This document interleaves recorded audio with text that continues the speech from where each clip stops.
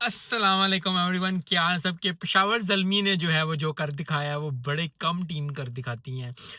4 दिन 3 मैचेस और तीनों जीत गई हैं और बड़ी अच्छी परफॉर्मेंस दे के जो है वो टॉप ऑफ द टेबल है और बड़ी ज़बरदस्त परफॉर्मेंस है और यही चीज़ पेशावर ज़ल्मी से बाबर आज़म एंड को से रिक्वायर्ड थी कि वो इतनी अच्छी परफॉर्मेंस है, क्योंकि 3 मैचेस पहले मैचेस हुए ही नहीं बिल्कुल, और जब फिर मैचेस हुए तो 4 दिनों में 3 मैचेस हुए और बड़ी ज़्यादा कमिटमेंट कंसिस्टेंसी चाहिए होती है। आज लग रहा था कि जैसे पेशावर ज़ल्मी जो है वो हार जाएगी, लेकिन at the end of the day जो है वो पेशावर ज़ल्मी जीती और बड़ी ज़बरदस्त परफॉर्मेंस है। बाबर आज़म ने भी अच्छी परफॉर्मेंस दिखाई है। सो किया श्रीलंकन प्लेयर ने भी, कुशाल मेंडिस ने भी, आज भी कुशाल मेंडिस ने ठीक-ठाक परफॉर्मेंस दी।